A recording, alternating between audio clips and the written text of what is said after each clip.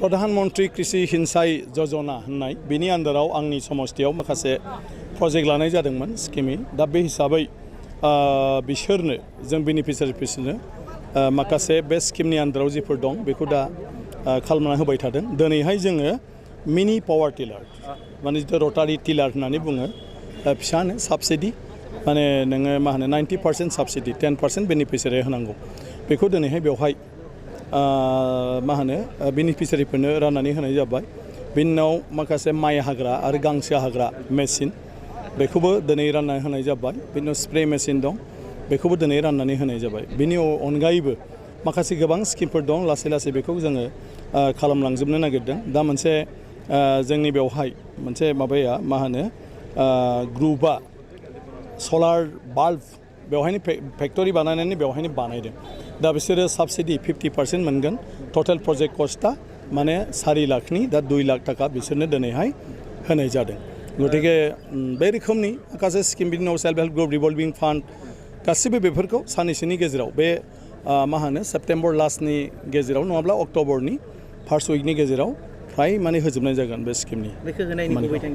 बेखौ होनायनि गुबै थांखिया जाहैबाय जोंनि जिथु आबाद दिहुनथाय जोंनि आबादारिफोर बिसोर जाहाथे दिनै जेसेबां इनकाम खालामबाय थादों बिनिख्रुइ बांसिन बिसोरो इनकाम खालामनो हायो आरो बिसोरनि आबाद मावनायनि बेलायाव जाहाथे गिदिर सहाय जायो हालेवनाय मानाय बेफोरनि थाखाय बेफोर आगजुखौ होनाय जादों आरो बिनि अनगायैबो माने दिनै जोंनि जिथु आबादारिफोर बे आबादारिफ्रा माखासे बिसोरनि आबाद दिहुनथायनि बेलायाव जि रोखोमनि लिमिटेसन बेखौ बारनांगौबा थाखा फैसानि गोनांथि दं ओंखायनो सेल्फ हेल्प ग्रुप बायदिसिना खालामनानैबो ग्रुप वाइसआव बेवहाय बिसोर जेखौ चइस खालामदों बे ग्रुपफ्रा जेखौ मावनो होनदों बेफोरखौ मावनो थाखाय बिसोरनो दिनै माने मा होनो फैसा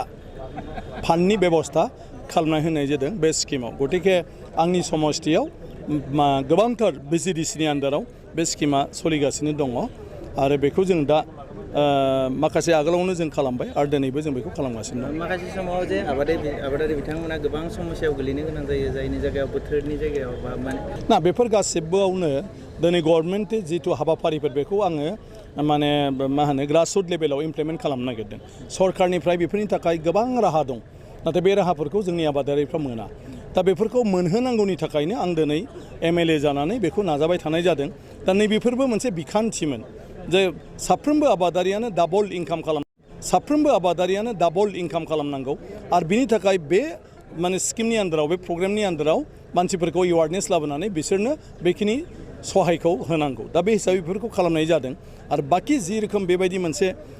मा होनो खैफोद आफोद थागोन बे बेलायाव सरकारनि जेफोर अनसुंथाइ बा माखासे राहा लामा दं बे राहा लामाफोरखौ लाबोनानै होफैनायानो आंनि थांखि आरो बेखौ डिपार्टमेन्टेलि दा अर्गेनाइज खालामबाय थानाय जादों नैबे समाव हारिनि जायगायाव गोलैनो दङ बे बेलायाव मा बुंनो सानो ना बेखौथ' माखासेखौथ' नों उपाय गैया नाथाय गभर्नमेन्टआ अलरेडि